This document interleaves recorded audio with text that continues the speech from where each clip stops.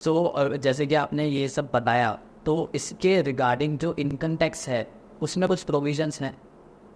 हाँ नंद जी, इसके रेस्पेक्ट में एक प्रोविजन है। बेसिकली ये कहीं ना कहीं इनकम टैक्स से भी बचता चला जा रहा था। गवर्नमेंट ने 1 जुलाई 2022 के से एक सेक्शन इंप्लीमेंट किया जिसका सेक्शन का नंबर है 194R। टीडीएस का सेक्शन है, क्योंकि जनरली क्या होता है जब भी मेरे को कोई प्रमोशनल बेनिफिट्स मिल रहे हैं, जैसे अपन ने अभी बात करी थी कि कोई टूर ऑपरेट किया गया है, हाँ, तो कंपनी ने टूर ऑपरेट कराया, डीलर टूर ऑपरेशन के अंदर साथ में गया, वो उसका बेनिफिट तो है, जीएसटी एंगल अपन डिस्कस कर चुके हैं। अब वो बेनिफिट उसके इनकम टैक्स में तो कहीं आता ही नहीं है, और वो कभी उसको दिखाता भी नहीं था। तो गवर्नमेंट ने इसको अकाउंट फॉर करने के लिए, इसको पकड़ने के लिए एक सेक्शन इंट्रोड्यूस किया, सेक्शन 194R, और उसमें ये लिखा गया कि अगर आपको अपने बिजनेस की वजह से कोई भी बेनिफिट मिल रहा है, उस बेनिफिट के ऊपर टैक्स लगेगा। अब टैक्स मैं तो नहीं लूंगा, क्योंकि मैं डिस्क्लोज ही नहीं करूंगा मेरे को कोई बेनिफिट मिल रहा। तो इसका रिवर्स कर दिया कि जो पर्सन बेनिफिट प्रोवाइड कर रहा है, वो while providing that benefit TDS deduct करेगा।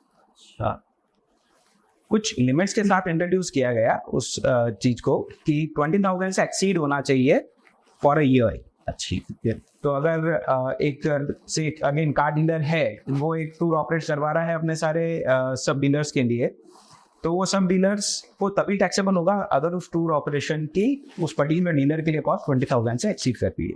मे बी वो 10 लोगों को लेके जा रहा है, बट उसका टोटल एक्सपेंडिचर 1 लाख ही है, 10,000 पर पर्सन ही है। तो in that scenario it is not taxable. TDS वो डिडक्शन की बात नहीं आएगी। टीडीएस की रेट भी इसमें 10% ही है। कुछ पॉइंट्स अपन ने अभी जीएसटी में बातचीत करी थी, उस सेम पैटर्न पे है कि अगर कोई ट्रेड डिस्काउंट है, कैश डिस्काउंट है अर्ली पेमेंट की वजह से, तो उन सब चीज़ों को यहाँ पे इग्नोर किया गया है। बाई वन गेट वन वाली बात अपन ने करी, तो सेम चीज़ यहाँ पे उसको इग्नोर किया गया है। वो कहीं ना कहीं चीज़ें क्या एकदम पैरेलल लाइंस में चल रही है दोनों ही लॉ।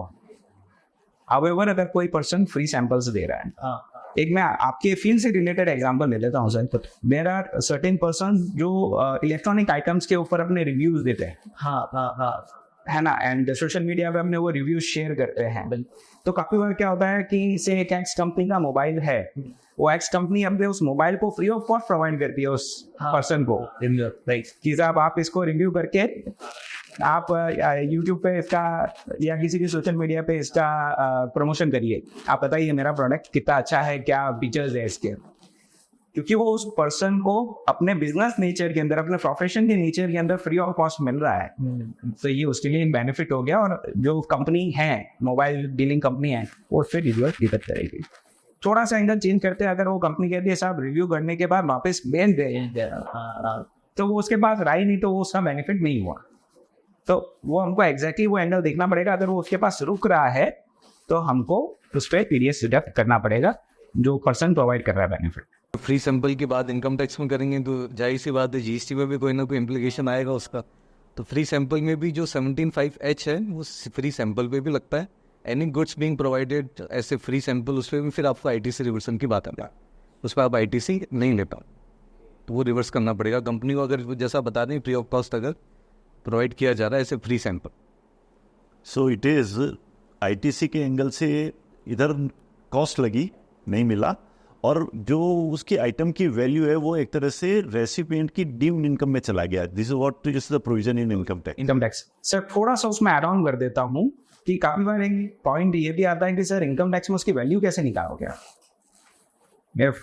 से गोल्ड कॉइन की अपन ने अभी बात करी थी कि gold coin as an gift गया, तो उस गोल्ड कॉइन की वैल्यू क्या है। तो जो पर्सन प्रोवाइड कर रहा है गोल्ड कॉइन, वो मार्केट में से उसको परचेज करके लेके आ रहा है। तो इफ ही इज परचेजिंग, तो जो प्राइस पे उसने परचेज किया वही है, एक्सक्लूडिंग जीएसटी। तो ये जीएसटी का एप्लीकेशन सेपरेट हुई है। और अगर वो खुद उसको बना रहा है, मैन्युफैक्चरर ही वही है, अगर उस चीज का से मैं खुद ही बुलियन ही हूँ and I am giving gold only, तो मैंने कुछ एडिशनल गोल्ड अगर दिया है, इन दैट सिनेरियो जो मेरे कस्टमर के लिए मेरे चार्जेस होंगे, that will be my IT. तो डीम्ड इनकम मान ली जाएगी। वो डीम्ड इनकम बनाने के लिए वो टीडीएस का प्रोविजन रिवर्स वे में इंसर्ट कर दिया, अदरवाइज हर पर्सन चोरी करेगा। पर क्या ये एसएमई के लिए बड़ा पेन पॉइंट नहीं हो गया?